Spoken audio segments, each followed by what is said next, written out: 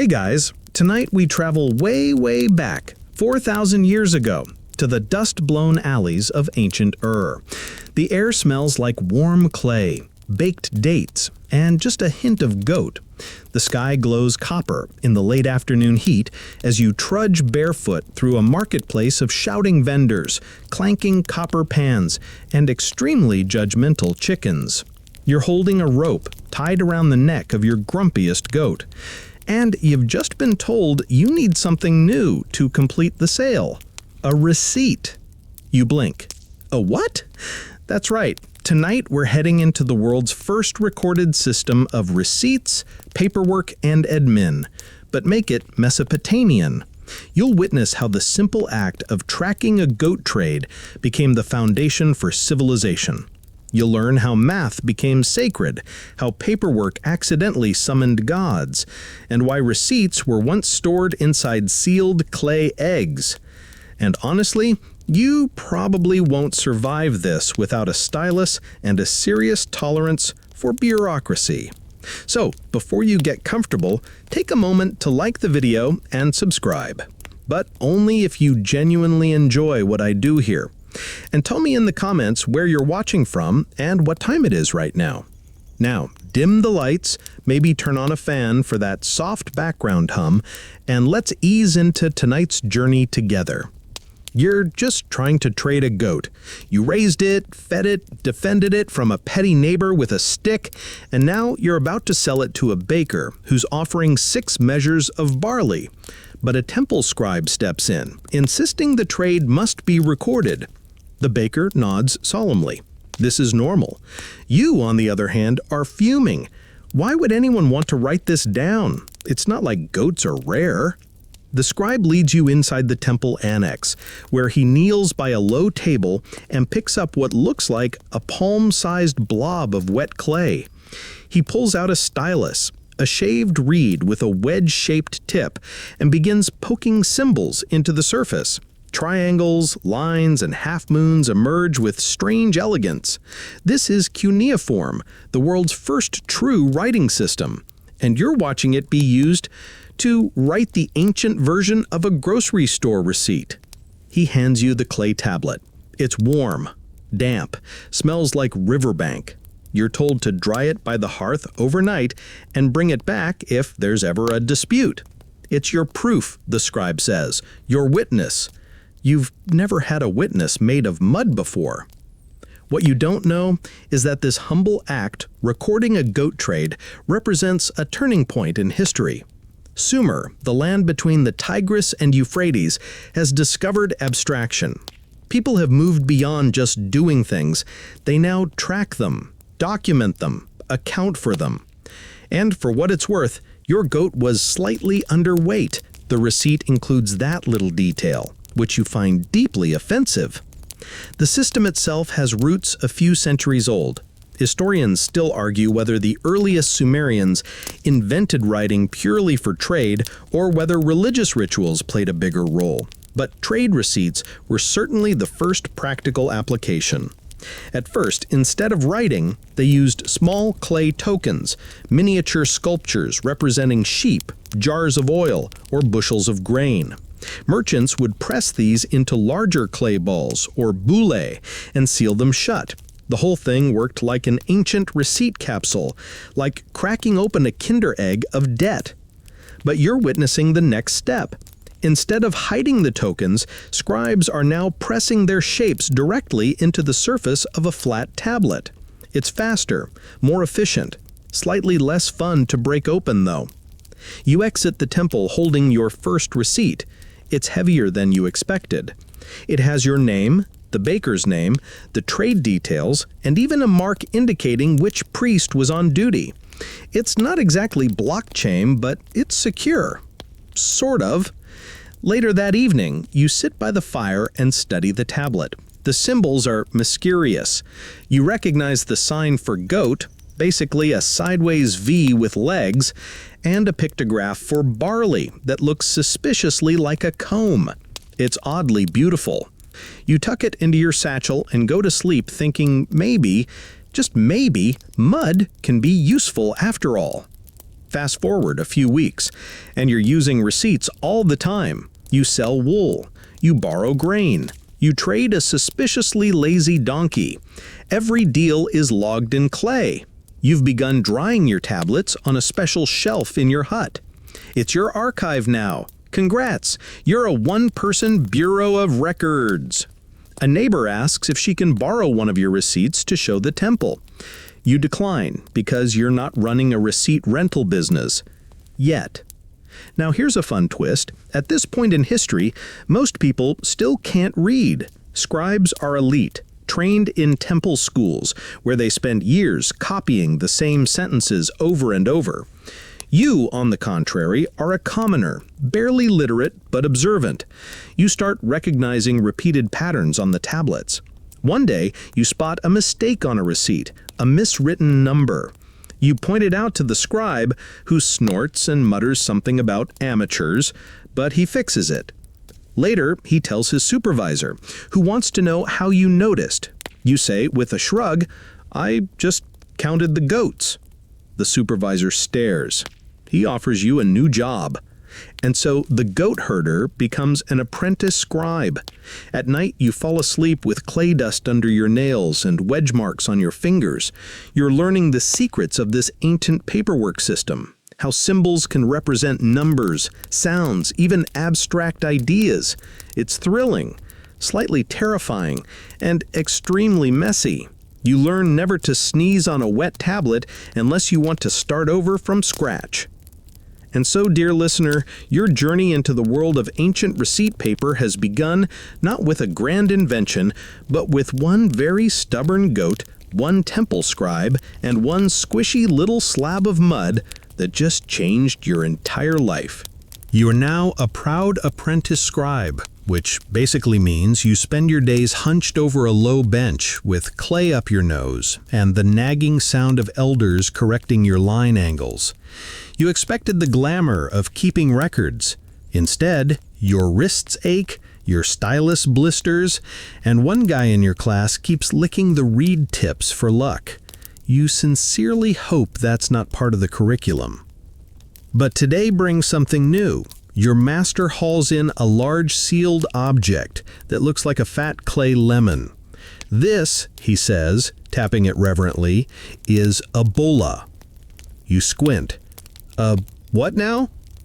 Bola, he repeats. Inside are tokens. He sets it down like it's a sacred artifact, which it kind of is. This is how we used to record trades. Before tablets, before you kids got all fancy with your styluses. You nod, pretending you totally knew that already. He hands it to you, heavier than it looks, warm from the sun. You tilt it to your ear. Something rattles inside. It sounds like a maraca, or possibly a clay-based baby rattle. This is what we gave to traveling traders. Too many sheep, too far to carry. Too much barley to count out loud, so we'd create clay tokens representing the goods. Small pyramids for barley, little cones for oil, spheres for livestock. Then we sealed them into a hollow clay ball. Simple, yes? You nod. It is simple. Weirdly brilliant. And then, he adds, we pressed the outside with the same images, so no need to open it unless there's a problem. A physical contract. Self-contained, tamper-evident. You stare down at the ball. It's like the world's first sealed envelope, if envelopes were round and could give you a concussion. Of course, he goes on, if there was a dispute, you'd have to break it open, shatter it. Tokens spill out, arguments erupt. Once it's broken, it can't be resealed. So, people avoided opening them. We learned to trust the marks on the outside. A sort of clay-based social contract, then. You realize these boli are oddly fragile foundations for trust. That's the price of bureaucracy in a world without paper. Everything weighs a pound and breaks like a teacup. Still, you're enchanted. You ask if you can make one. He lets you. Try. The tokens are tiny. You rolled barley cones, shape livestock blobs, make a little wedge for fish that looks more like an angry almond. You fire them gently in coals, then load them into your fresh, damp bola. You seal it and press the tokens into the surface to indicate what's inside. It's official. You've made your first receipt capsule, a little clay planet of commerce. Over time, these bola become obsolete, too clunky, too easy to smash, too labor-intensive. Tablets take over. But even now, some temples still store older records in sealed form, especially for long-term contracts. Think of it like digital versus microfilm archives, ancient Sumerian style. One day, a traveler from a distant village arrives demanding proof of a barley delivery from 5 years ago. His hands wave, his voice rises. This is clearly important. Your master sighs and disappears into the archives. He emerges with a dusty bola, cracked slightly but still intact. He holds it to the light, reads the external symbols, nods. The traveler smiles, bows, and leaves happy. He never opens it. This is your introduction to something strange and beautiful, the power of symbolic trust. Everyone agrees the marks mean something. Everyone agrees they stay meaning something, even when nobody opens the bola. Historians still argue whether these tokens evolved as accounting tools first, or if they were extensions of religious talismans, maybe little clay prayers. But one thing is clear, they evolved into something we all still recognize today: receipts, contracts, audit trails, all because ancient Sumerians were deeply suspicious of each other. And yes, people forged them. Of course they did. You hear whispers of counterfeit tokens, illicit trades, even double entries. But forgery was hard when your medium was literally mud, and tablets, unlike paper, leave very obvious erasure marks when tampered with. Wipe a wet one, and you're left with a lumpy smear. Burn it too soon, and it cracks. The medium itself enforces honesty. Mostly. You're starting to love this weird system. There's something satisfying about it. The rhythm of the stylus, the soft plunk of damped clay, the art of carving clarity into mud. Still, there's room for improvement. Like, what if someone wanted to edit a receipt? Not possible right now. A bola is sealed. A tablet, once dried or baked, is permanent. So, you learn scribes started using drafts, rough clay pads to test symbols and check math before committing to the final tablet. You even make little waxy impressions of difficult pictographs, like stamps. It's a proto-notebook, a sandbox version of bureaucracy. One day, while hauling firewood past the kiln, you trip and drop a stack of half-dried receipts. They shatter like thin pottery. Your master is not pleased.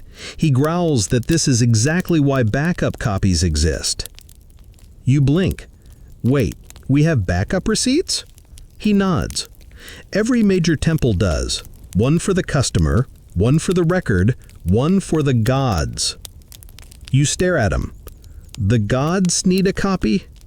Of course, he says, dead serious. How else will they know who owes what? And that's your quirky historical tidbit for tonight. The Sumerians didn't just invent receipts, they invented triplicate receipts, and one copy went directly to the divine department of celestial collections. So now, every time you sell a goat, you make 3 tablets, one for the seller, one for the temple, one for the gods. And you start marking the 3rd copy with a little star, just in case they're watching. You lie awake that night, imagining gods hunched over clay desks, filing receipts, arguing over interest rates. Probably still more efficient than your cousin. And somewhere in all of this, mud-stained fingers, cracked boli, temple shelves sagging with data, you realize this isn't just about trade.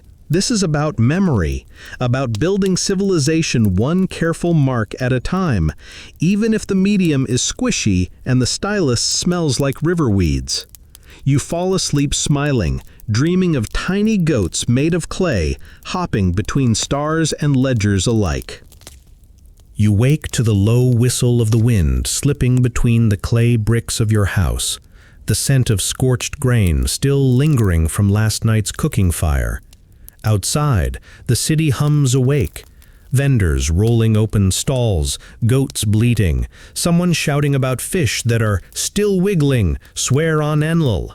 And you're off to count barley. That's right, today is tax day. You arrive at the temple storehouse with your stylus tucked behind your ear and a nervous flutter in your gut. Today you learn the one truth that haunts every civilization, ancient or otherwise. Once you start keeping receipts, someone is going to start charging rent. The high priest himself is here, draped in white linen, reciting sacred numbers while squinting at a massive clay slab that looks like it could stop a chariot. This, you learn, is the temple ledger of provisions, and it tracks every offering, tithe, grain basket, and borrowed donkey in your district. It's the size of a small table. It's also covered in hundreds of tiny wedge marks, more math than you've seen in your life. And you, dear apprentice, are here to update it. See, the Sumerians didn't just invent writing for fun, they built an entire economy on it. The temple owns land. It rents out that land to farmers. The farmers pay back a portion of their harvest as rent, often in barley, the local currency of choice. And someone, usually you, is tasked with recording how much, when, and from whom. Your job starts with weighing barley. Great burlap sacks are brought in, tied with coarse rope. You open one and run your hand through it. Cool, dense, and faintly nutty smelling. Your stylus scratches the surface of your tablet as you mark down 6 measures, Farmer Namu, due date the festival of the new moon. Then you glance at the master ledger, trying to match the record. It doesn't match. Uh-oh. You double check. The farmer insists he paid 10 measures, not 6. You find no extra entries. The priest frowns. The scribes glance at each other. There's a pause thick enough to sculpt. "Go check the temple vault," says your supervisor. You trudge downstairs, heart pounding, past corridors lined with tablets, row after row, shelf after shelf. This is the real heart of Sumerian civilization, the archive. Not the ziggurats, not the palaces. It's the literal stacks of receipts. You find the farmer's entry. It says 10. You bring it up. Show the priest. He nods solemnly. "So we've lost 4 measures." "No," you say. "They're in the storehouse. I just counted them." The priest raises an eyebrow. "Then someone miswrote the main ledger." Everyone turns to the master scribe, a man with a gray beard and the ego of a minor deity. He scowls. You realize what you've just done, corrected a senior scribe. You expect to be slapped with a wet stylus. Instead, the priest nods. Apprentice has a sharp eye. You exhale. And from that moment on, you are invited to join the accounting circle, the elite team that tracks land rents, labor hours, and temple offerings. You are now officially part of the bureaucratic priesthood, which, let's be honest, is way cooler than it sounds.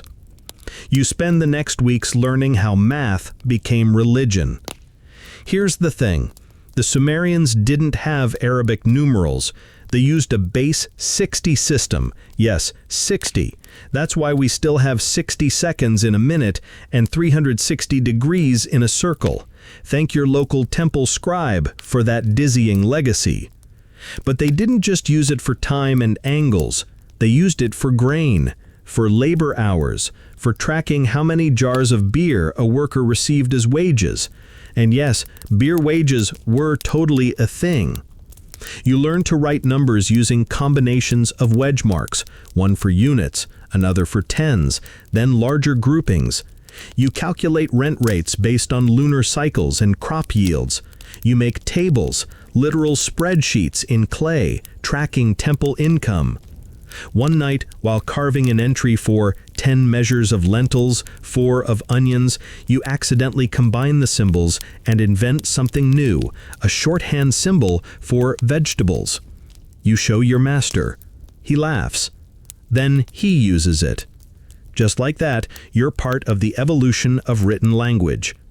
Historians still argue whether Sumerian writing began as purely economic or had ritual roots, but there's no denying this. Commerce exploded once people started tracking value across time. People trust what they can read, or at least what someone else can read for them. There's a downside, of course. As math becomes divine, so does debt. The temple priests aren't just landlords, they're celestial accountants. If you owe grain, it's not just a financial matter, it's a spiritual one. Failing to pay rent becomes a sin. Not keeping records is an offense. And misplacing a receipt? Oh, buddy, don't even go there. Your new duties expand. You attend grain auctions. You help sort tax ledgers. You write receipts for temple laborers, usually paid in rations of bread, onions, and yes, again, beer. Each transaction is meticulously logged. One day, you stumble across an old receipt from 20 years ago. It's been fired solid, preserved in perfect condition. It reads, 5 sheep received for ceremonial feast of Dumuzi from the family of Enkibani, recorded by scribe Taram Sin. Burned at Kiln Station 3, verified by High Priestess Ninzula. You trace the wedge marks with your finger. A life, frozen in mud. You don't know Enkibani, but you know exactly what they gave, and why, and when. And somehow, that feels like magic. You tuck the tablet back into its niche and whisper, "Thank you." Maybe the gods heard you. Maybe not. But one thing is clear. In this world, math isn't just power. It's memory. And you, my friend, are now part of the first generation to make time itself readable. You're late. Again. The barley count's already begun when you burst into the storage yard, panting and dusty, stylus half-chewed from nervous habit. Sacks of grain are being weighed, tagged, and sorted faster than you can say economic panic.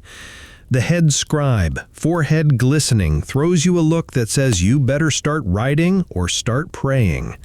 And all of this chaos, this frenzy, because someone miscalculated the barley yields this season.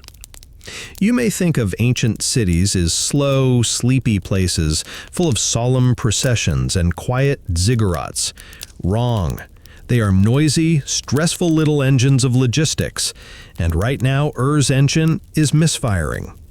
Turns out, when half your society runs on grain, and suddenly there's not enough grain, people get very, let's say, emotional. This is your first real encounter with what modern economists would call a supply chain disruption. The barley fields outside the city were hit with an unexpected frost 3 moons ago. Now the harvest is light, the storehouses half empty, and the temple priests are panicking because the tax ledgers still say everyone owes the full amount. You're told to reconcile the accounts, which sounds fancy but really just means fix this mess. First step, confirm what's actually in the granaries. You and 3 other scribes spend the entire morning wading through itchy burlap sacks, scratching tally marks onto fresh clay tablets. The dust makes your throat burn. Some sacks are moldy. One is suspiciously warm. There's a rat. You scream, the rat screams louder. After hours of inventory, the numbers are clear. The harvest's down 23%, but the rent contracts weren't adjusted. You're staring at a full-scale economic drama written in mud. You call a meeting of the temple accountants. They file in with robes flapping, brows furrowed, tablets in hand like ancient laptops. Everyone's muttering. The debate begins. "We can't lower the rent demands," says one older scribe. "That would violate the calendar contracts." "We must," says another, "or the people will riot. We need bread makers, not burned houses." Historians still argue whether Sumerian scribes had real power or merely reflected temple policy. But sitting in that hot, tense room, you can tell their decisions matter. One by one, the scribes recalculate tribute expectations, shaving off a fifth of what farmers owe. Your tablet becomes the official record of the adjustment. You're literally rewriting history. But the fallout ripples. Within days, the city's bakers raise their prices. Less grain means more demand. You walk past a stall and see a loaf of barley bread selling for 2 fish instead of 1. A woman spits on the ground and walks away muttering. The temple begins issuing ration slips. For the first time, you write receipts not just for trade or tax, but for daily survival. You help carve simple tablets that say things like, half measure of grain owed to laborer, redeemable at storehouse 2, valid until next new moon. Each one is dried quickly, stamped with the temple seal, and distributed like emergency coupons. You hand one to an old man who clutches it like a gold coin. His fingers tremble. You don't tell him that the storage yard is nearly empty. Back at the archives, you see new behaviors emerging. Merchants start bringing their own styluses. They argue over markings. One man tries to add a few extra wedges to his receipt in line. You catch him and report it. He glares at you like you've cursed his ancestors. Meanwhile, the head scribe decides to double up backups. Now every receipt has 4 versions, one for the temple, one for the gods, one for the recipient, and one for the auditor. You suggest just writing them all on one large tablet. Everyone stares like you've proposed sorcery. But here's the kicker. Through it all, the receipt system works. People adapt. Trust the tablets. The ritual of receiving a marked piece of clay, stamped and signed by the temple, provides a strange kind of comfort. It's the one thing still consistent in a crumbling harvest season. You begin to see your stylus not just as a writing tool, but as a kind of stabilizing spell. 1 wedge means life, 2, debt, 3, hope, maybe. Then one morning, while preparing a new batch of ration receipts, you notice a woman with a baby waiting near the tablet counter. She's been there for hours. You step outside and offer her water. She tells you her husband vanished during a fish delivery run 2 weeks ago. She has no barley, no proof of his disappearance, just a worn-out receipt he carried for a shipment of lentils, half paid. She asks if she can trade it for food. You hesitate. It's not protocol. It's not even the right kind of receipt. But it's clay, and it's real, and it says his name. You check the archives, find his ledger entry, cross-reference a delivery log, and there it is, a note, shipment never arrived, no dispute filed. You approve her ration slip. That night, she leaves a handful of dried dates on your window ledge. It's not much, but it's a reminder this system, messy, inefficient, made of literal mud, is also human. It's fragile, but it listens if you let it. Quirky tidbit of the night, one experimental scribe during this crisis starts carving receipts into wood, hoping for a lighter, reusable medium. His name is Utu Kalam, and he gets laughed out of the archives for treating trees like river clay. But a few of his scratched planks survive in the back shelves. You run your fingers over one someday, amazed. The world was always trying to invent paper. And so, as the barley panic calms, the ledgers are adjusted, and the ration tablets fade from circulation, you tuck away one particularly odd receipt in your satchel. It reads, 0.5 barley / 1 loyalty, redeemable upon next harvest. You're not sure who wrote it, or what it's really worth, but it feels like the truest account of the year. The tablet cracks in your hands with a dull snap. It's not a big crack, just a little hairline fracture across the corner, but in the world of clay records, it might as well be a lightning bolt. You stare down at the broken receipt, half of a fish trade dangling by a crumbly edge. Your supervisor, a wiry man with a voice like burnt onions, lets out a hiss of air. Again? I didn't mean to, you stammer, gingerly fitting the pieces back together. He mutters something about apprentices and clumsy hands and shoeless scribes. You don't catch it all. You're too busy thinking about how annoying wet clay is, how fragile, how your fingernails are now permanently caked in beige dust, and every third tablet you touch leaves a streak on your clothes. But still, something about the stylus feels right in your hand. Today, you've been assigned to the junior records room, the most gossipy corner of the temple bureaucracy. Think of it like the back office at an ancient DMV, only with fewer chairs and more reed bundles. Your job is to copy receipts from temporary clay slates to official storage tablets. It's a bit like retyping an email, only the keyboard is mud and someone's always judging your wedge angles. You settle in beside two other apprentices, Nabia and Lugal-id. Nabia is a perfectionist, her cuneiform so precise it looks machine-made. Lugal-id, on the other hand, has the calligraphy of a drunk goat and spends more time talking than writing. I hear the ziggurat priests are demanding gold-trimmed styluses now, he whispers. Divine hand deserves divine tools, they say. Let them write with fish bones for all I care, Nabia mutters without looking up. I chuckle, but then pause. Fish bones would make a decent stylus. Anyway, you return to your tablet. This section of your job is all about copying. And that's not as easy as it sounds. Clay tablets aren't standardized. Some are squarish, some oblong, some soft, some dry. You have to account for shrinkage as they dry, warping during firing, and even thumbprints from the original scribe. And heaven help you if you smudge someone else's work. Senior scribes get extremely sensitive about their handwriting. Still, you're starting to recognize patterns.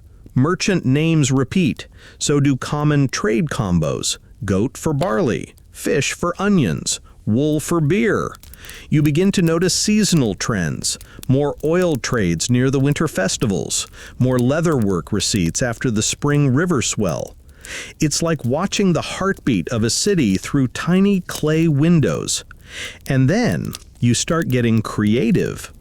You invent a new system of abbreviations, marking repeating phrases like 2 measures barley, standard quality, with a short cluster of strokes. You show it to Nabia. She raises an eyebrow, tries it, approves. Soon you're developing faster ways to log similar trades. Small adjustments, but enough to catch the attention of a mid-tier archivist named Kurunda. He thinks like an administrator, he says, tapping your tablet with a knuckle. You're not sure if that's a compliment or a curse. But then, disaster strikes. Again. A merchant storms into the records room, red-faced, waving a crumbling slip of clay like a war banner. "This is wrong," he shouts. "It says 3 shekels of silver. I only paid 2. The tablet is old, brittle, and misfired. The third wedge is faint. It could have been a drying crack, or maybe someone added it later. Your stomach flips. You were the one who copied that record. The room falls silent. Kurunda takes the tablet, studies it, and then defends you. He points to your original draft, clear, intact, marked with 2 shekels.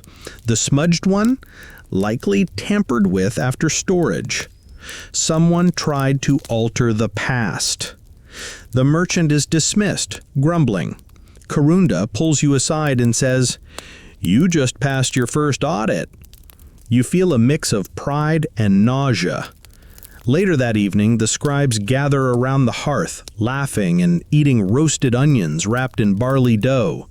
Lugal-id tells a story about a scribe who got so drunk he stamped the wrong end of a tablet. Nabia rolls her eyes but smiles. You're beginning to feel like part of something. Not just a temple office, a system, a machine made of people and mud and memory. The next day, you're assigned to inventory control for reed styluses. Yes, styluses, those thin triangular bits of dried reed you've been using all year without thinking. Turns out they're regulated now. Too many scribes breaking theirs, too many lost styluses ending up in side hustles. You count out bundles, short styluses for detail work, thick ones for math tablets, curved ones for ceremonial writing. You even find one carved with decorative spirals. A wedding gift, Karunda tells you. They wrote their vows in clay. Weird? Yes. Romantic? Sort of. Here's your quirky fact of the day. Some styluses were made from bone. Particularly prized? Porcupine quills, imported all the way from distant lands beyond the Zagros Mountains. Rare, expensive, and considered good luck. You find one, hidden in a stylus bundle like a secret. You pocket it. Don't worry, you'll return it. Eventually. As weeks pass, you hear whispers of tension between the temples of Ur and Nippur, something about grain shipments and unverified receipts. You realize that temple scribes have become something else. Power brokers.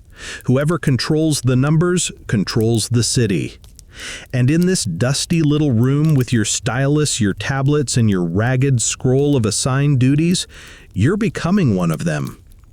You fall asleep at your workbench again. Nabia drapes a linen cloth over you. In your dreams, you're floating in a sea of clay tablets. They whisper secrets. One breaks open. Inside, a goat of light. You smile. You know what to do. You're writing in triplicate again. Your fingers ache, your eyes sting, and your stylus, your lucky one, the porcupine quill you swore you'd return, is nearly worn flat at the tip. But the Royal Grain Office doesn't care about your exhaustion or your blisters. They want 3 copies of every record, and they want them filed before the Festival of First Bread, which is in 2 days. And your supervisor just dumped another tablet stack on your desk like it's a bowl of old lentils. It's official. You've reached the bureaucratic peak of Sumerian civilization. Welcome to the royal administration of Ur. Gone are the quiet scribal benches and friendly backroom gossip. This is the big leagues now. The ledgers are bigger, the stakes higher, the ink, still mud, thicker. Here, even the dust feels more authoritative. And the receipts? Well, they're a little different now. You're no longer just documenting goat for barley trades or laborer beer rations. You're now writing tablets that track temple inventories, royal storehouse allocations, and seasonal harvest summaries across hundreds of villages. One entry alone might read, Grain Report, 35 silos, East District, estimated net capacity 12,600 measures.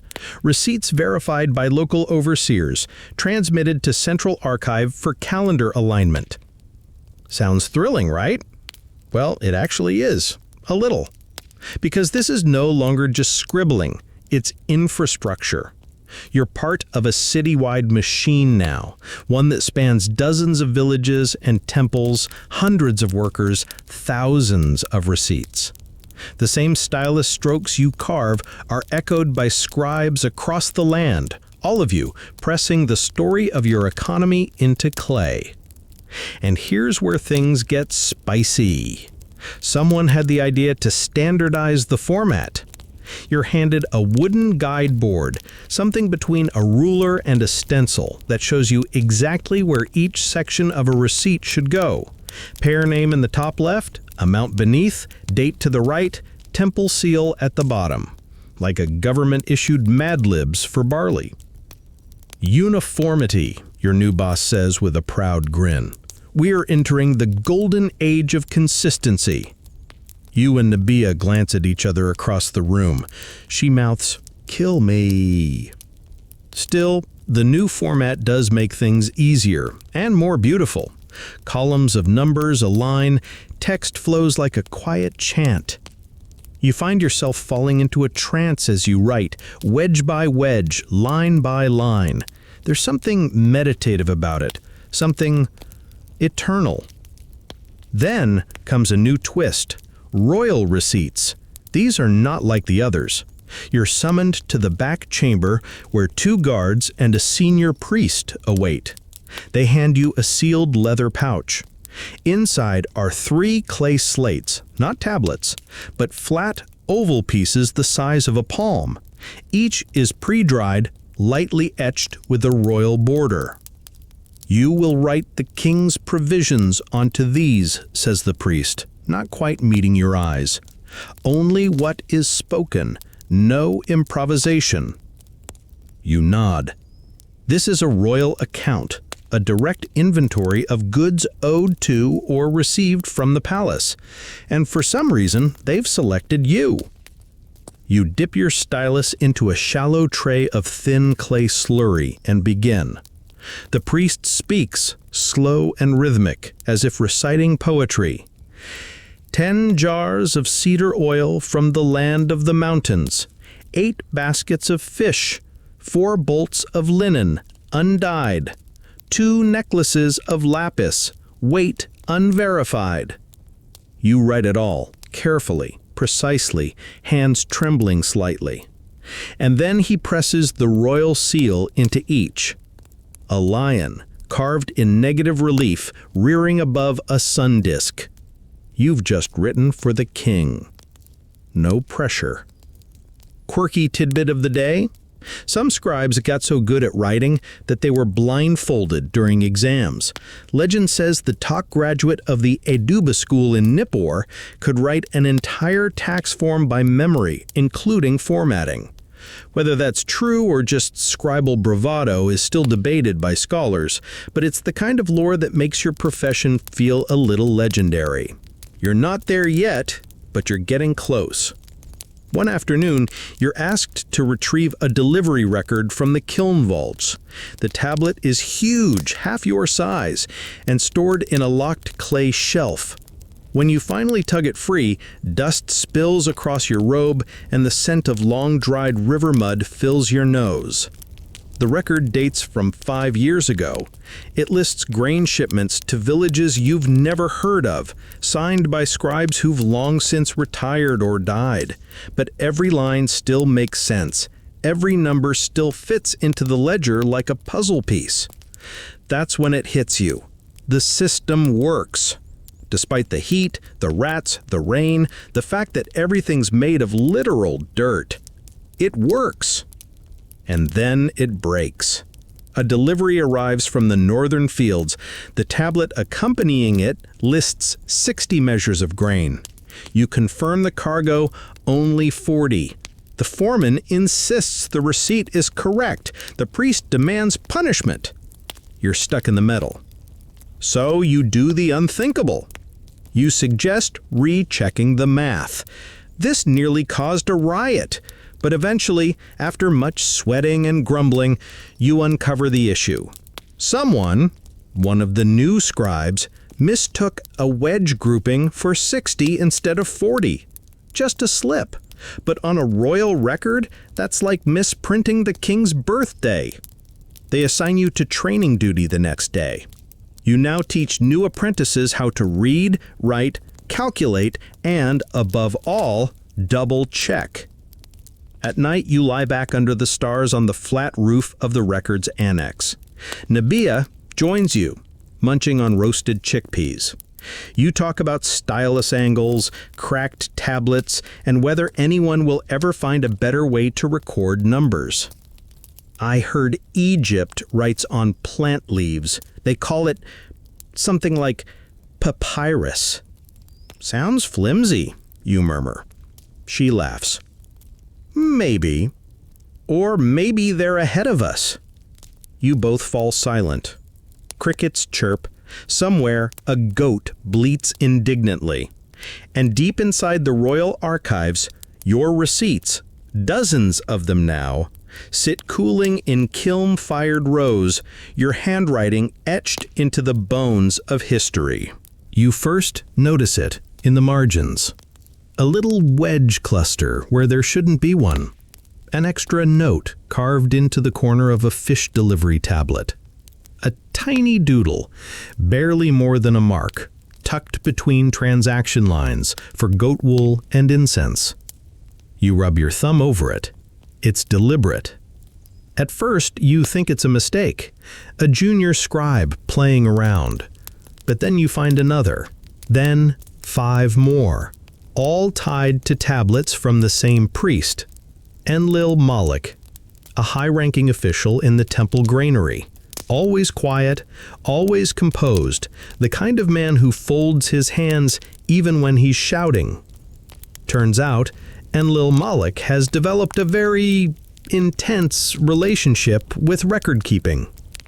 It starts simply enough. You're told he's begun requesting extra copies of receipts. Not just the standard triplicate or royal quadruplicate, he wants 6, 7, in one case 9. They must be perfect, he says, inspecting each line under a polished obsidian shard. The gods demand precision.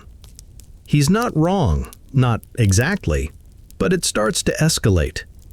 Soon, you're assigned to work directly under him.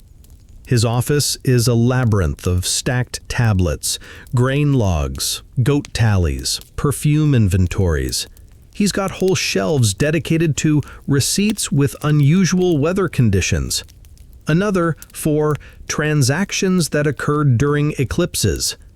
A whole cabinet labeled speculative debits, untested. You ask what that means. He says hypothetical loans for spiritual modeling. You blink. You are now working for a man who writes fictional receipts. At first, it's kind of funny, like a quirk, but then the temple starts taking it seriously. Other priests begin consulting Enlil Moloch's records during ritual planning. They treat his numbers like omens. He shows you a new tablet he's written.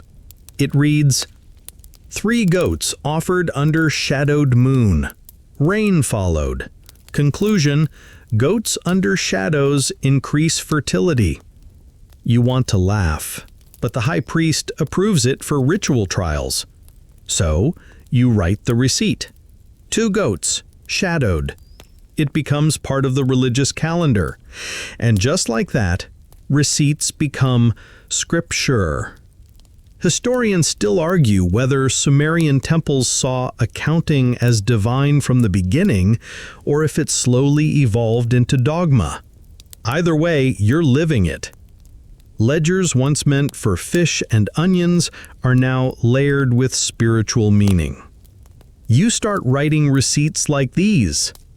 2 amphras of sesame oil delivered during storm, marked as blessing, value 10 shekels plus divine favor, unquantified. You're now logging miracles. One day, Enlil Moloch hands you a tablet already carved and baked. It's not for a trade, not for a rental. It simply reads, "The moon wanes. Accounts must balance. Water seeks its level, so must the soul." You ask, "What is this?" He replies, "A receipt for the sky." Right. But people believe it. And soon you're seeing these ceremonial tablets all over the city. Merchants leave them at shrines, farmers bury them in fields. They're used as prayer tokens, as status symbols. Some even get wrapped in linen and worn around the neck. One day at the market, you overhear a man bragging, "I paid 5 fish for this barley, but the receipt was sealed by Enlil Moloch, so really, it's blessed." You snort into your handful of dates. And then, one afternoon, a delivery cart arrives at the temple. It contains nothing. Just a note from the distant village of Lagash. Receipt only, goods to follow. The tablet is beautiful, intricate, the kind of wedge work that takes hours. It includes a poetic line, "Two oxen promised in faith, let this tablet bind earth to sky." You read it twice. They've sent a symbolic delivery. And you know what? The temple accepts it. Not only that, they frame it, hang it in the central office, a gesture of piety, they say, a receipt of the spirit. You start carving these spiritual receipts as part of your daily duties. They follow a format: symbolic gift plus intent plus date and priestly seal. Sometimes they include dreams or weather or strange little poems that make no economic sense but feel important. One reads, "1 bushel of barley given in trust, returned as rain." Another simply says, "Debts paid by silence." You're officially out of the goat counting phase of your career. And yet you still write the practical ones. You still tally oxen and tag fish, but now every transaction feels double-layered. There's the surface, what was traded, and the subtext, why it mattered. People begin requesting certain scribes for their receipts.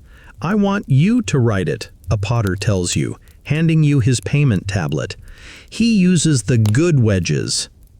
He means your lines are clean, symmetrical, balanced, as if math can bring luck. You nod. You carve the receipt with care. That night, you watch as he slips it into a small clay jar and buries it beside his kiln. For prosperity. Quirky fact, some Sumerians used receipts as part of burial rites, placing tablets listing debts paid or offerings made into graves, as if showing the gods a clean balance sheet. It's the ancient equivalent of saying, "Look, I'm square, let me in." You wonder if any of your receipts will end up in the afterlife. You secretly hope so. Then, during a rainy morning with the gutters overflowing and the temple cats refusing to move, Enlil-Malik unveils his final obsession, the archive of meaning.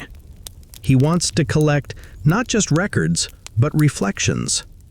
Emotional receipts, he calls them, transactions of the soul. You're assigned to draft the first. You sit, stylus poised, unsure what to write. Finally, you carve 1 moment of forgiveness. No charge, no return. You hold it up. It's small, quiet. Enlil-Malik weeps. You hand him the tablet. He presses his seal into the corner. And just like that, you've invented the spiritual invoice. Your finger is bleeding again. Just a little cut along the edge where a dried tablet cracked and slipped. Happens all the time. You suck at the knuckle, mutter a few choice PG-rated curses, and wipe the blood on your tunic, right next to a suspicious blot of fish sauce and yesterday's ink smudge that somehow migrated from your stylus to your eyebrow. It's fine, you're fine. You just accidentally invented administrative history. Let's back up. Remember that thing with Enlil-Malik and his blessed receipts? The ceremonial tablets, the emotional invoices, the symbolic shipments of oxen that never arrive? Well, it spread faster than a market rumor during festival season. At first, it stayed within temple circles, priests swapping divine receipts like trading cards, merchants tucking rain-blessing tablets into their carts before heading to the fields. A weaver even asked you to write one that simply said, "Let the threads hold." You did. She hugged you. But then it started to leak outside the temple walls, into the streets, the homes, the mud brick lives of everyday Sumerians.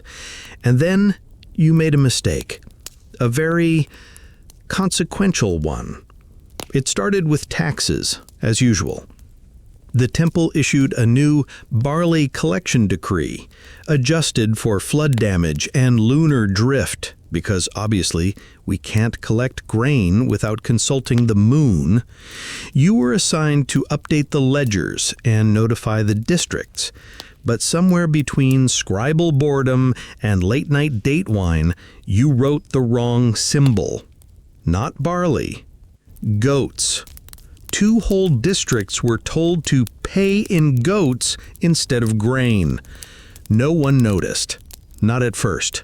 But the people in those villages believed the tablet. They obeyed it. They brought goats. So many goats, bleating, kicking, climbing temple stairs. One even chewed a chunk out of a priest's hem. And by the time the error was caught, it was too late. The goats had receipts. Receipts signed by you. Now, in theory, that's just a clerical error. Embarrassing, sure, but forgivable.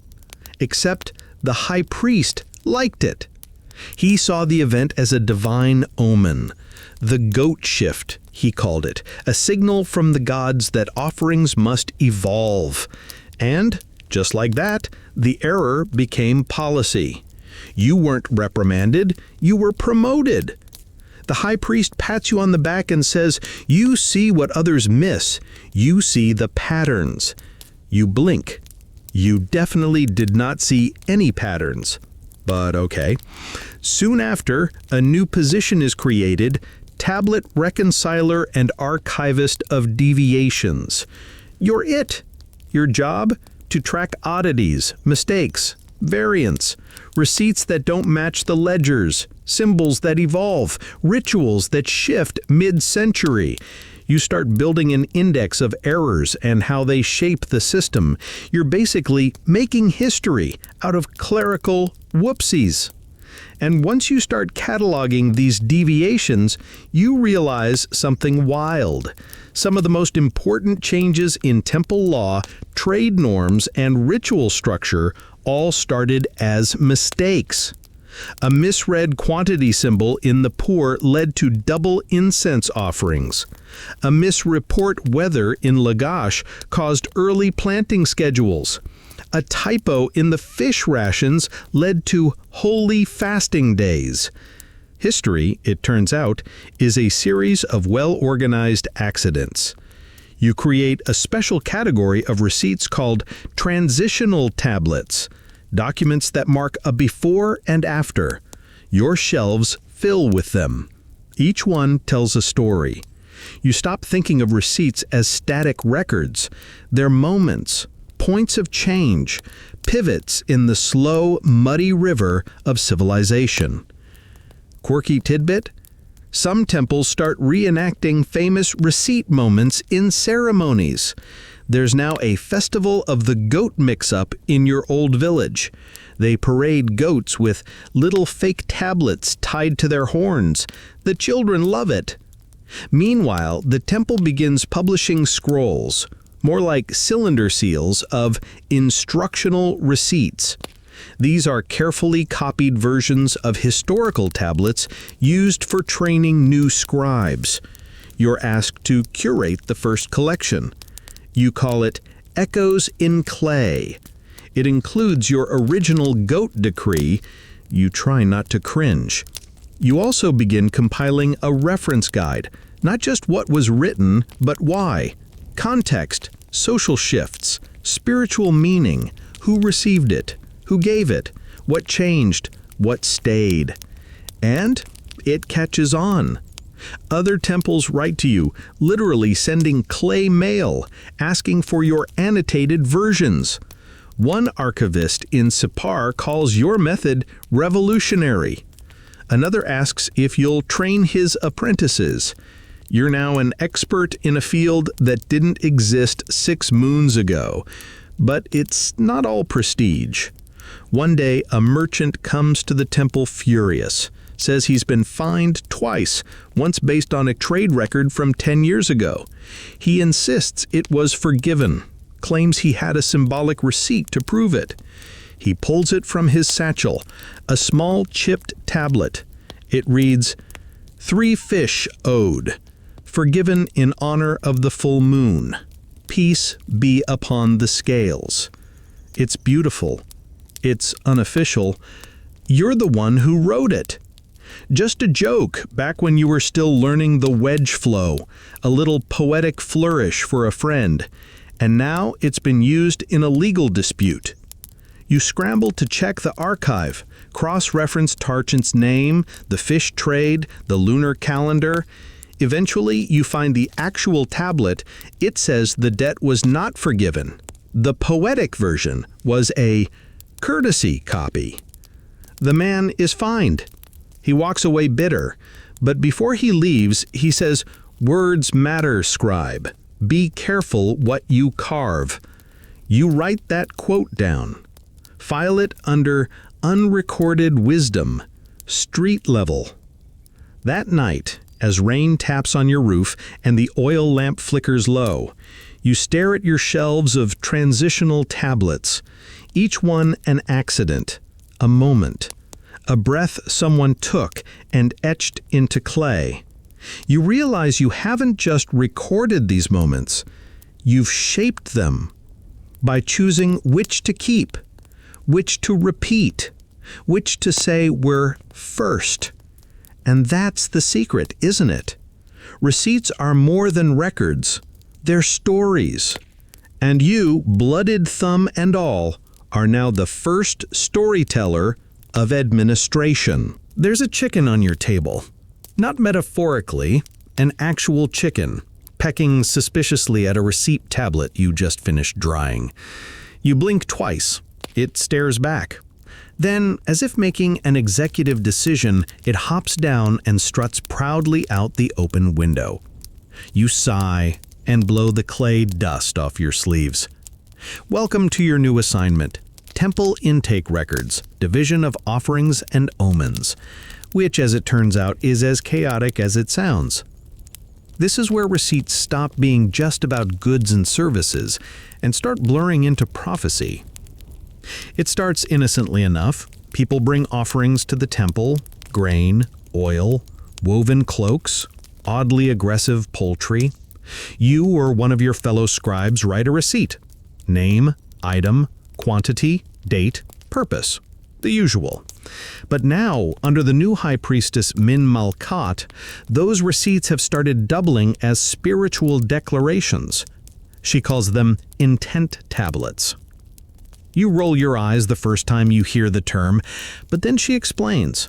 Every offering isn't just a gift, it's a request, a prayer, a bargain. The receipt should reflect that.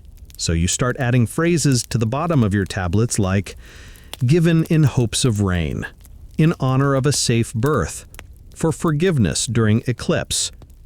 And then it gets weird. A merchant brings a single lump of salt and asks for a receipt that reads, 1 measure of salt, may the river swallow my enemies. You hesitate. He insists it's symbolic. I just want the gods to know where I stand. You write it. The next day, someone else comes with a sack of barley and requests, for health and many sons, and may my neighbor's donkey grow slow. You begin noticing patterns. Each receipt now holds a little piece of psychology, a little gossip, a trace of local drama preserved forever in clay. You start filing them differently, not just by item. Soon your archive includes drawers labeled rain-related wishes, rival curses, fertility prayers, trade blessings, dream confirmations. You become fluent in the language of hope and pettiness. One morning, a fishmonger brings a live carp and whispers, "No name, please, just make sure the gods know it's from me." You nod. The receipt reads, "Anonymous gift, may it find its way." He leaves with tears in his eyes. Quirky fact of the day, the Sumerians believed that clay tablets could speak after death. Some families buried receipts with their loved ones, not just tax statements, but messages, final thoughts, last requests. You find one tablet in a family archive that reads, "I owed 1 fish to my brother. Let the gods repay him." It's oddly moving. But this spiritual side of receipts creates new problems. See, not everyone agrees on the meaning. A farmer reads his wife's receipt for 1 measure of lentils in exchange for silence and demands to know what she meant. She won't say. He files a dispute. Your supervisor sighs. Interpretation is not our department. So you make a new category, ambiguous receipts.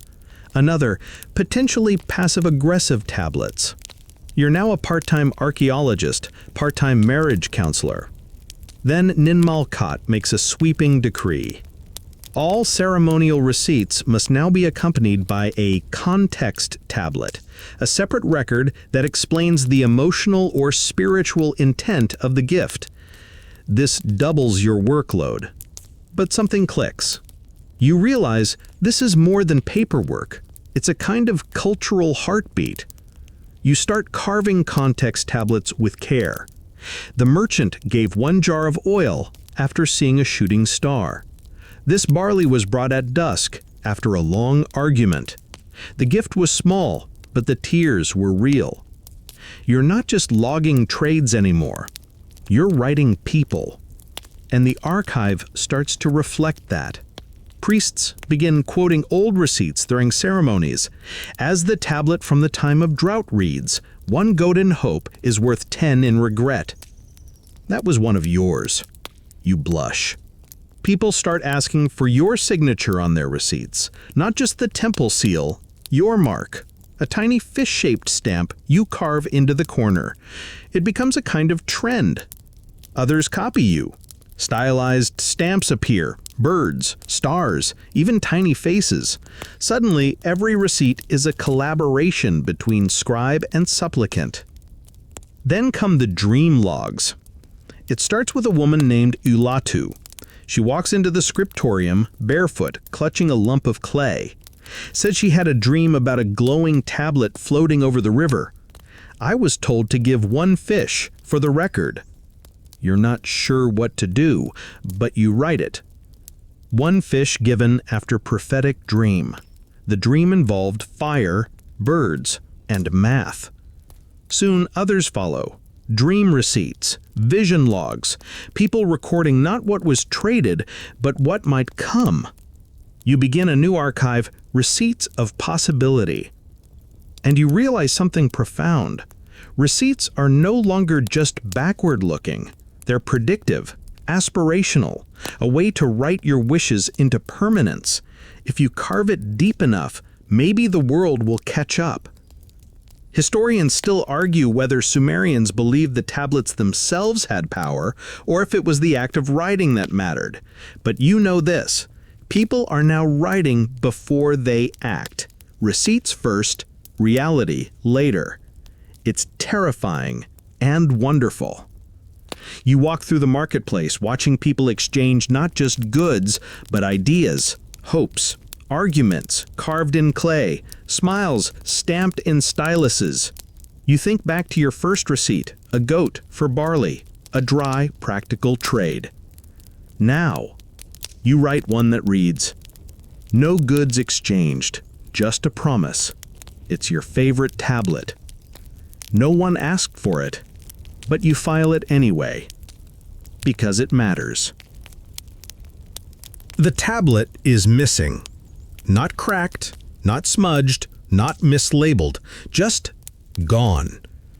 You pace in circles inside the temple records annex, heart pounding, stylus tapping nervously against your thigh. Somewhere between the intake shelf and the kiln room, an entire receipt has vanished. A simple fish trade, yes, but not just a fish trade. It was sealed with both the merchant's mark and the temple's official triangle stamp. It was due to be copied into the seasonal tax summary, and now it's vanished like a puff of smoke in a sandstorm. You check under benches. You ask Nabia. Nothing. Lugal-eyed shrugs and suggests it might have been stolen by a ghost with a seafood debt. You're not in the mood for jokes. Because here's the thing. One missing receipt can unmake an entire story. It doesn't take long for the ripple to start. A tax collector shows up the next day, confused. This merchant claims he paid, but we have no record. You explain. He frowns. So, he's cleared based on your memory? Your stomach flips. That's not how this works. And yet, the temple lets it slide. One merchant gets excused.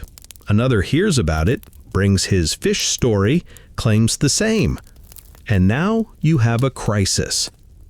You call it the Great Ledger Breach.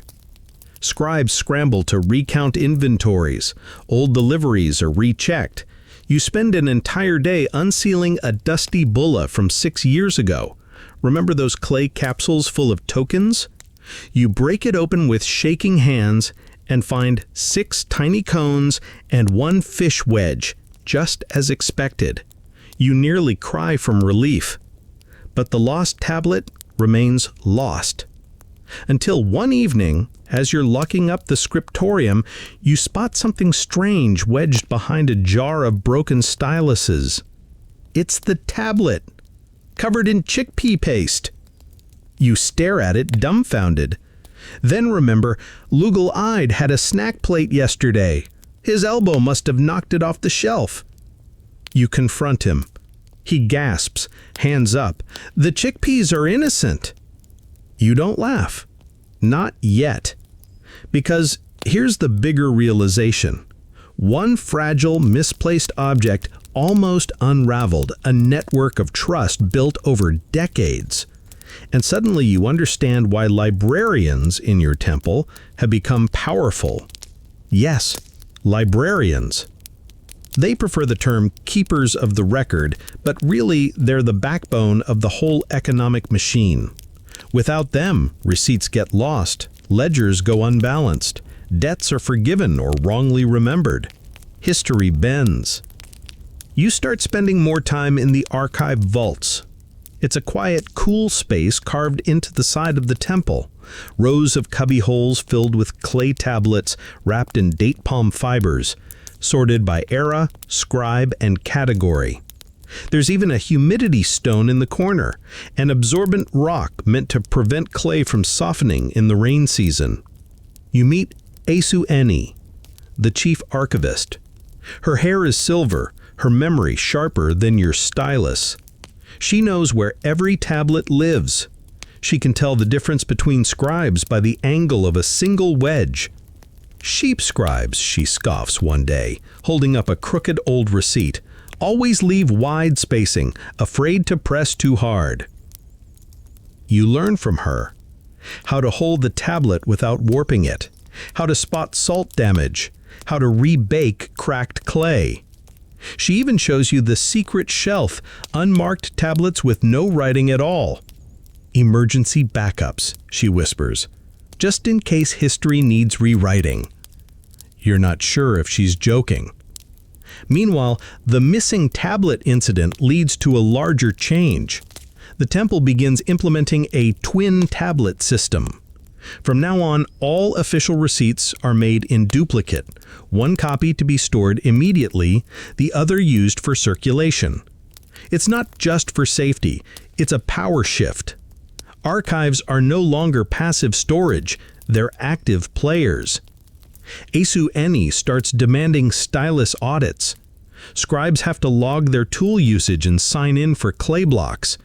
You resist at first, it's just mud, but she gives you a look that could melt obsidian. And you realize she's right. Receipts are no longer just records, they're assets. And assets need protection. Quirky tidbit of the day. One ancient Sumerian archive included a misfiled shelf for tablets that couldn't be verified. They were marked with a small clay tag reading, "Maybe." You find one. It says, "Payment received maybe, 3 goats maybe, weather unclear." You laugh harder than you should. But it sparks an idea. You propose creating interim receipts, temporary tablets marked as pending, used during trades that require inspection or travel verification. The temple approves. You start carving them with a distinct wedge pattern, an open circle. It becomes a recognizable symbol across the city. Soon traders carry them like passports. A merchant from Quiche shows you one, grinning. "Issued by your temple, you all write pretty down here." You blush. Then he says something that sticks. "Your receipts have a reputation." Not you, not the temple, the receipts. They've become a currency of trust. That night you walk past a market stall and see a little girl handing her friend a scrap of dried clay with tiny dots carved in it. "What's that?" you ask. She beams. "A receipt. She gave me my turn on the swing." You crouch down, look closer. It's not proper cuneiform, just mimicry. But the instinct is there. Track the trade, prove the promise, record the moment. You gently correct her wedge angle. And when she giggles, you think, yeah, this is how it spreads.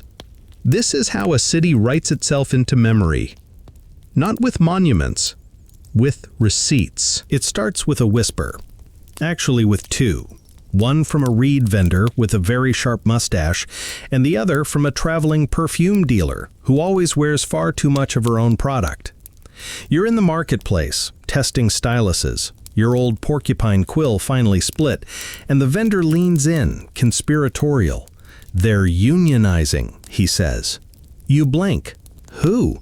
He nods toward the temple steps, where 3 scribes are sitting in the shade, robes ink-stained, styluses tucked behind their ears like badges.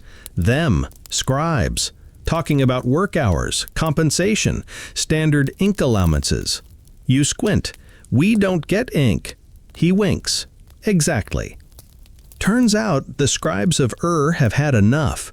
Enough of brittle clay and cold mornings, enough of storage scrolls with no protective sheaths, enough of temporary overtime turning into write until your thumbs fall off, and definitely enough of priests claiming their mistakes were divine copy errors. So the scribes form a guild. Not officially, of course. There's no paperwork. That would be too obvious. But suddenly everyone's referencing the circle, a quiet network of record keepers who agree on standards, rates, expectations. Think of it as the ancient world's first labor union, baked in secrecy and dried under the same sun as your receipts. At first you think it's ridiculous, until one day you request a standard tablet from the supply room and receive a cold, polite reply. "Request denied. Incorrect formatting. Resubmit via guild template." You laugh. Then you look at the new form. It's beautiful, compact, efficient, symmetrical lines, even spacing for ceremonial notes and trade discrepancies. You realize this isn't a rebellion, it's an upgrade. Soon, the circle begins standardizing stylus lengths, organizing storage, and training junior scribes with formal apprenticeships. They introduce rotating transcription shifts to reduce wrist pain. Someone even invents a cushion for kneeling desks. Lugal ID calls it the butt pillow of Nanchi. You pretend not to be impressed. Then come the archives. You're summoned to a meeting in the deepest room of the records vault, a room you didn't even know existed. It's dim, cool, and lined with rows upon rows of meticulously ordered tablets. At the far end stands Esu Ni, the chief archivist, flanked by 3 elders from the circle. "We're reorganizing," she says. You arch a brow. "You're reorganizing the archives?" "No," she says, lifting a tablet the size of a shield. "We're reorganizing the entire system." Turns out, the circle is centralizing records, consolidating ledgers from different temples, cities, even trade routes. They're creating a master index, a kind of proto-library catalog that cross-references grain shipments, labor logs, and ceremonial offerings. They even devise a symbol, an eye, within a tablet to mark official circle-approved records. And you're asked to help design the tags. So now, on top of your usual duties, you're carving classification wedges, symbols for region, item type, transaction purpose, season, and risk level, a kind of bureaucratic fingerprint. The new receipts are so legible, so exact, that merchants start framing them in their homes. You receive one as a gift from a potter who says, "Your receipt saved my marriage." You don't ask. Quirky fact of the day: one circle scribe writes a satirical receipt describing a trade of 3 regrets, 2 sighs, and a disappointed father-in-law. It circulates the temple. You laugh for 5 straight minutes. It becomes a local joke, and someone eventually carves it into stone. That joke? It survives for centuries. Archaeologists later call it the archival transaction of sorrows. But, of course, not everyone is thrilled. Temple elites begin grumbling. They don't like that scribes are speaking with one voice. One day, your stylus rations are cut. The next, the archivist's seal is deemed non-sanctioned. Lugal ID's desk is moved near the courtyard. He now works under a fig tree and claims it improves his poetic receipts. But the circle doesn't back down. They respond with receipts. Literal ones. Each scribe begins including a small log wedge at the base of every tablet, indicating the number of hours worked, tools used, and whether it was done under duress. Some tablets now include lines like, "Copied under midday sun," "Stylus cracked twice," "Scribe hungry." They're not just receipts, they're witnesses. One priest shouts, "You're turning ledgers into complaints." You reply calmly, "We're turning them into truth." Suddenly, you're a leader. You're invited to sit at the Archive Council. You write circle policy. You propose the dual seal initiative, 1 mark for temple authority, 1 mark for scribe verification. It passes. The balance of power shifts. And then, just before the festival of first light, you find a tablet in your work slot. No sender, no markings. You flip it over. It reads, "They trust what we write. Don't forget why we started." You don't know who sent it, but you keep it. And you write a new receipt the next morning.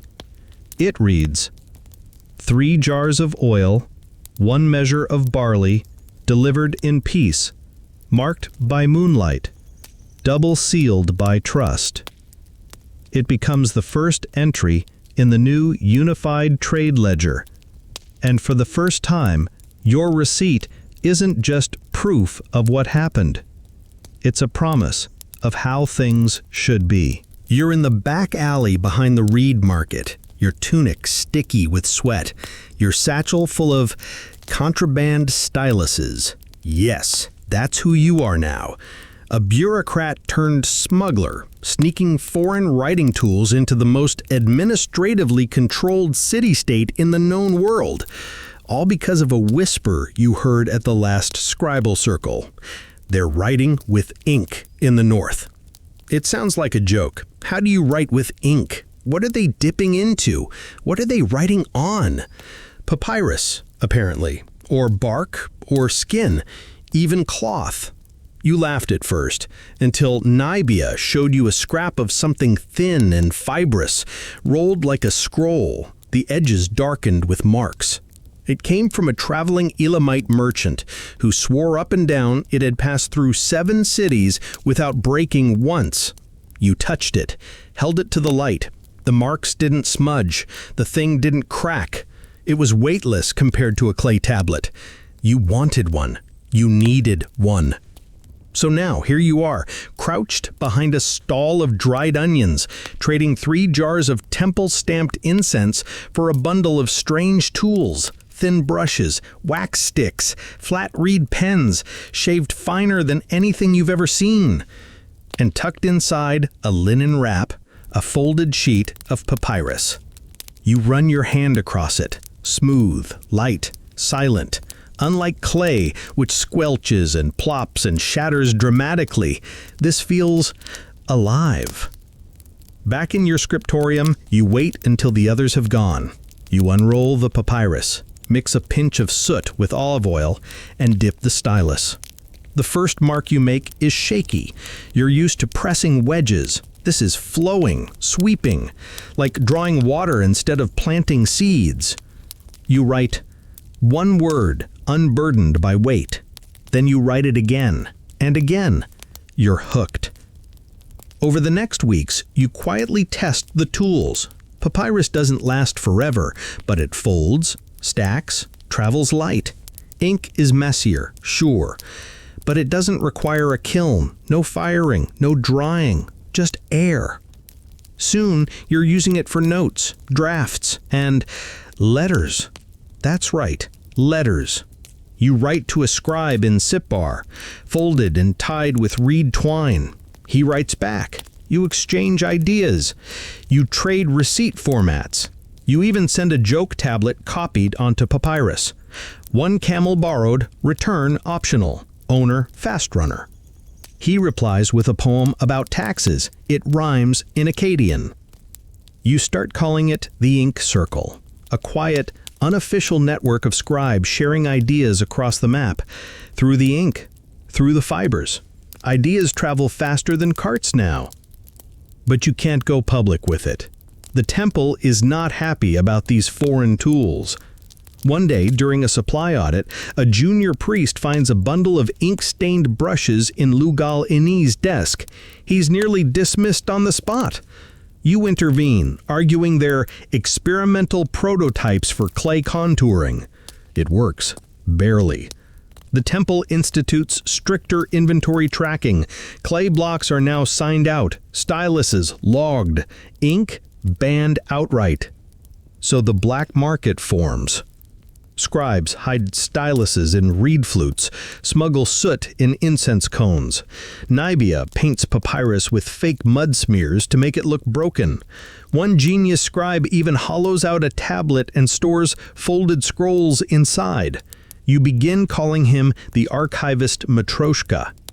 You meet after hours in quiet corners of the archive vault, sharing tools, testing materials, comparing flow rates and durability. And the conversations start to shift. You're no longer asking, how do we write? You're asking, what's worth writing?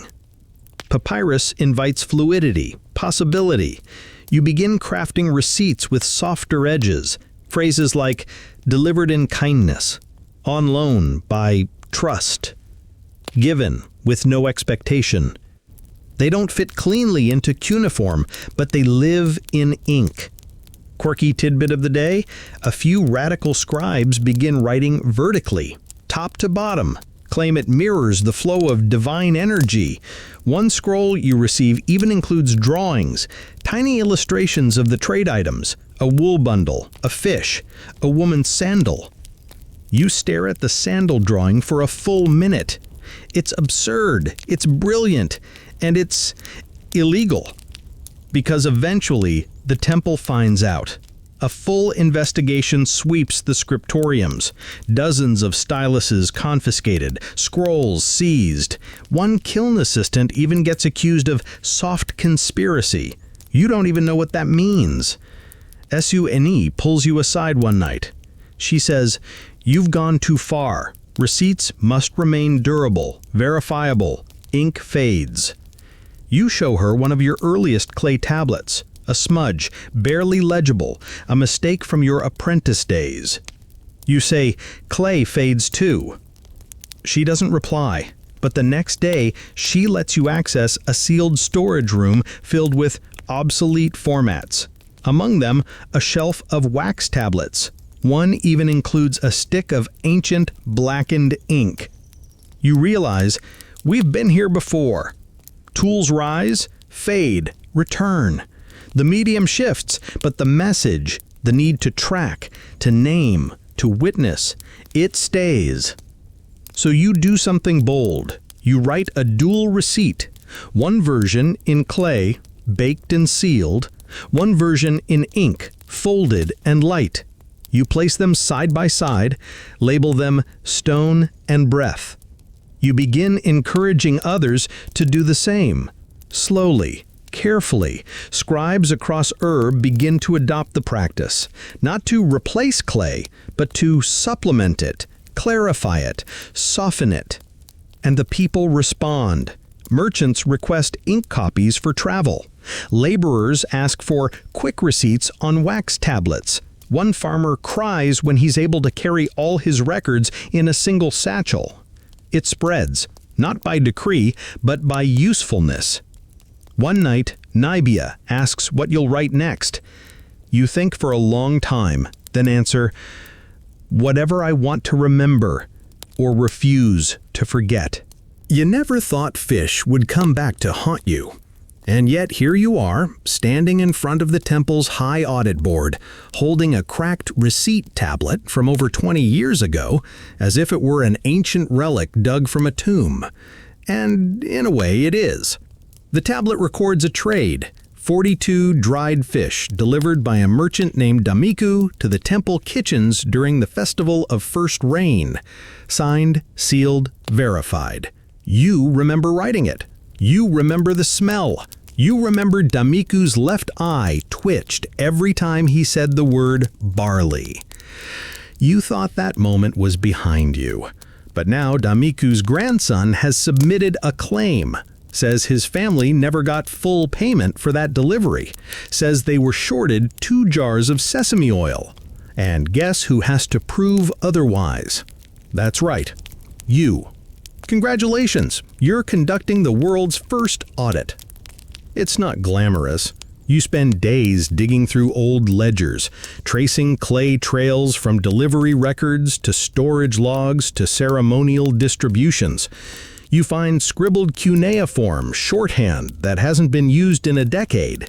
You decode symbols that once meant verified and now mean pending.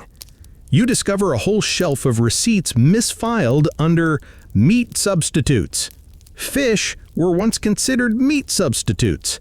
Who knew?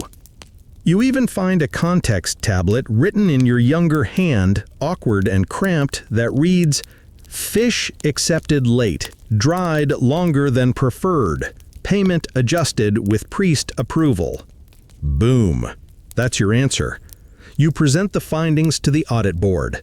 They nod, the priest grunts, Damiku's grandson scowls. "You owe us fish," he mutters. You don't, but you offer a symbolic receipt. One apology, dried over 20 years, no oil owed. It's not official, but it ends the dispute. You sit in your office afterward, staring at the stack of old receipts spread across your desk, each one a snapshot of who you were, a choice you made, a record of a breath you barely remember taking. You start compiling a ledger of your own, the forgotten records.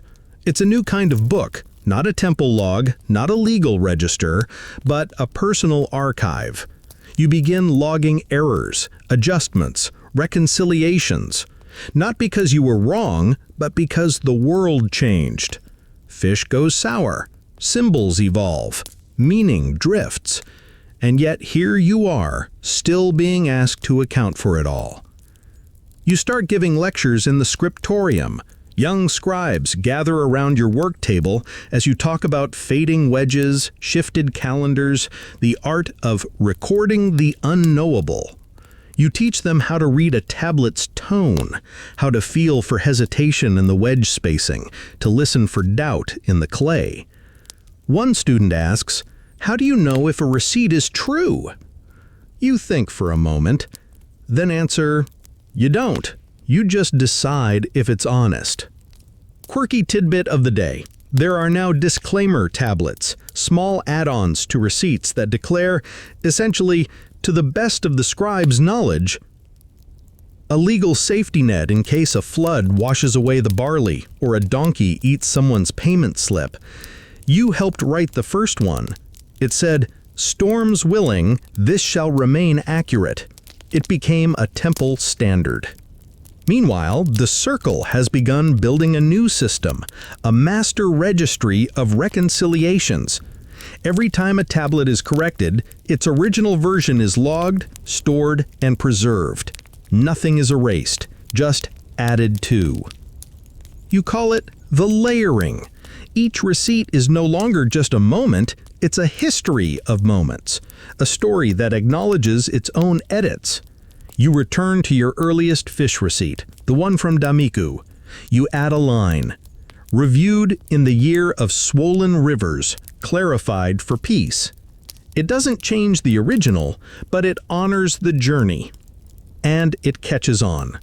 Other scribes begin updating old records, not to rewrite the past, but to talk to it, add context, offer closure. It becomes common practice. A scribe in Eridu adds, "This barley was once cursed.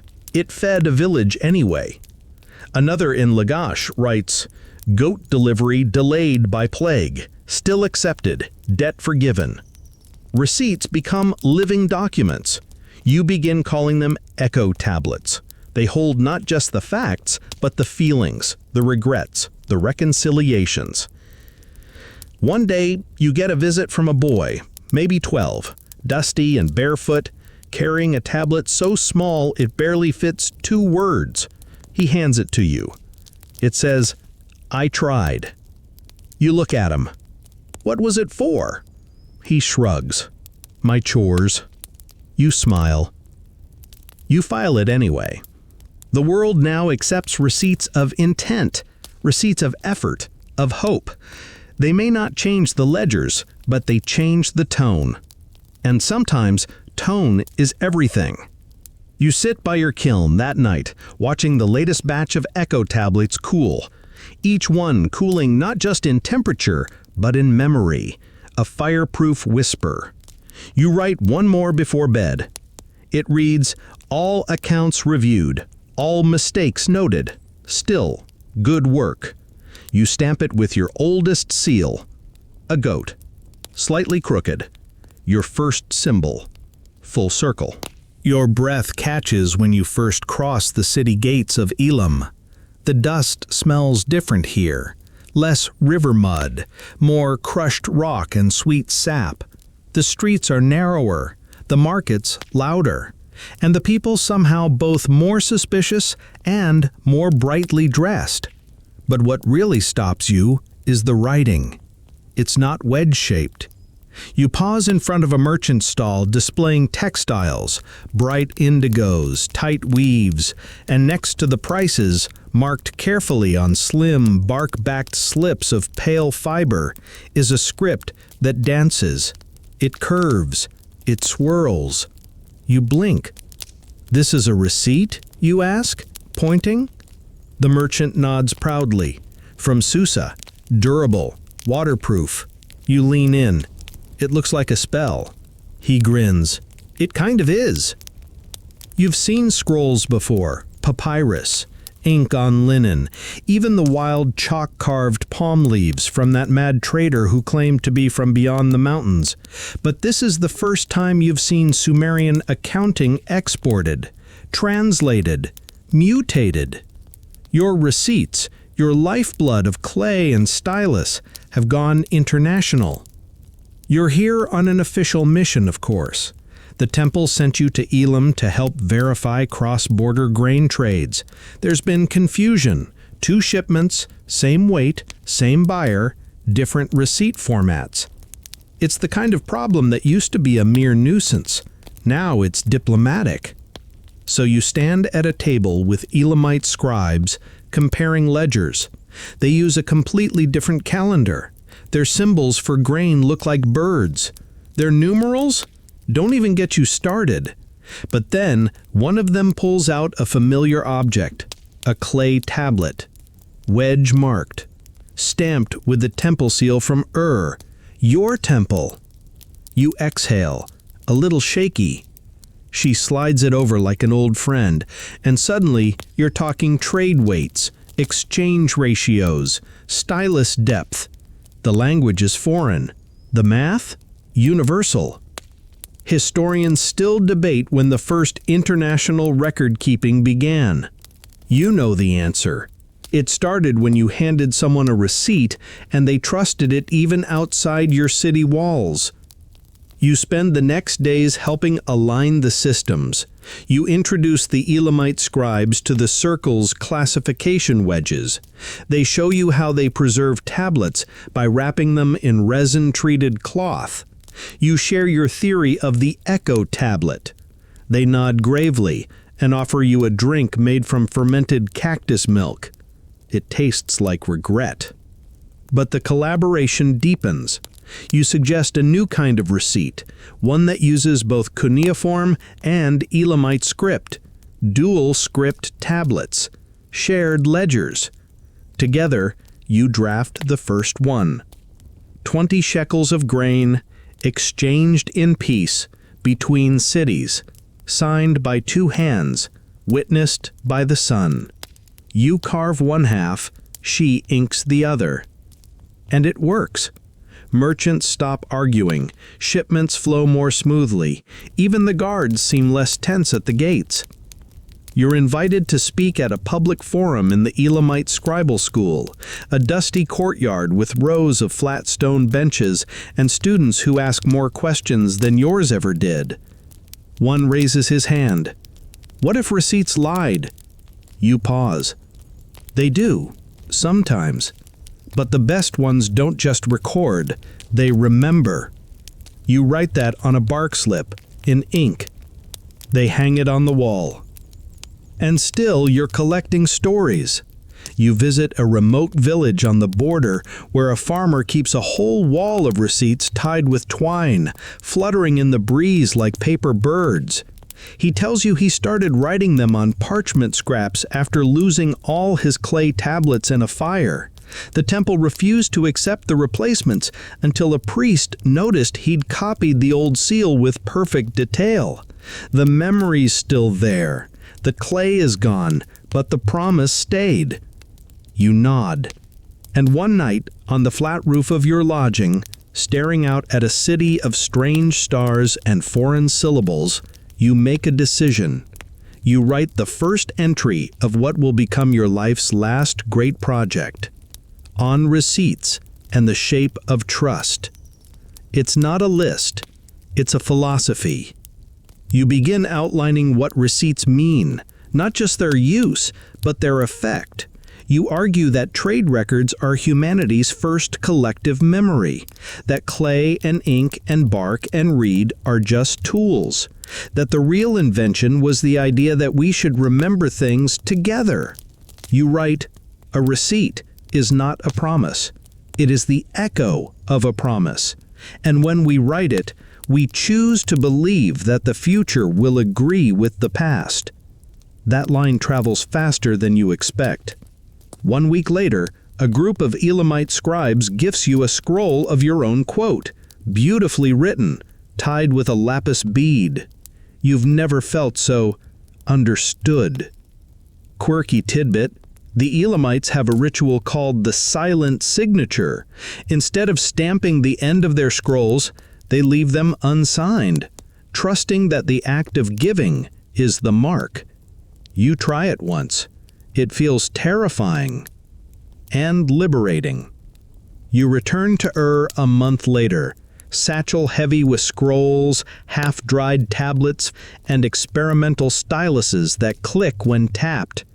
You show them to Nabia. She stares, wide-eyed. They're beautiful, but where do we store them? You grin. We'll figure it out. And so begins the first integrated archive, a new room in the temple filled with shelves for clay, scrolls for ink, baskets for bark, boxes for wax, a home for every format, every language, every memory. You carve a sign above the entrance. It reads, "All truth accepted here, no matter how it was written." The air is warm with the scent of drying reeds and sweet smoke. Outside your window, the courtyard shimmers under the late summer sun. Temple children chase each other between baskets of figs and clay scraps, their laughter echoing off mud brick walls.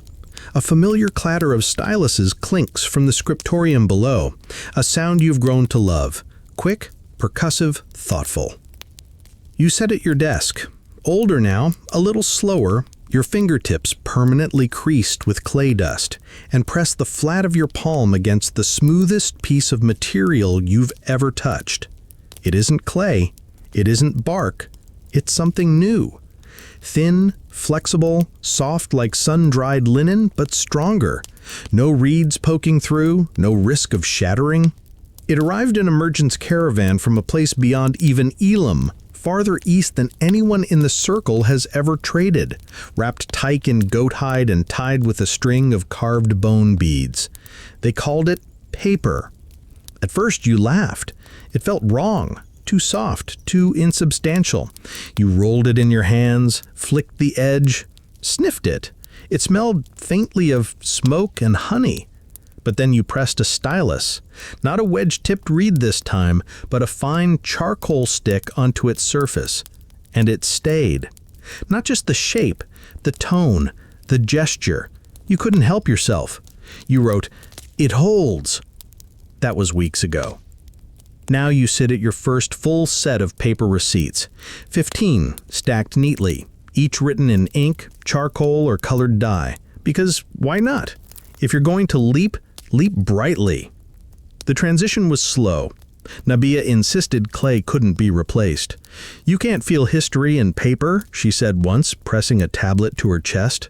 But she came around. She now writes personal ledgers on folded scrolls of rough cloth dipped in ash ink. She even signs them with a drawn starfish, her stylus mark reimagined. And you've spent the last month building the world's first material diverse ledger. Each record comes in two forms, a clay tablet for the archives, a paper slip for the people. Because paper doesn't break. Because paper moves. Because a man arrived yesterday with a receipt you wrote in Elam, a single line, in your own hand, still readable after 3 years of sun, rain, trade, love, argument, and wilderness.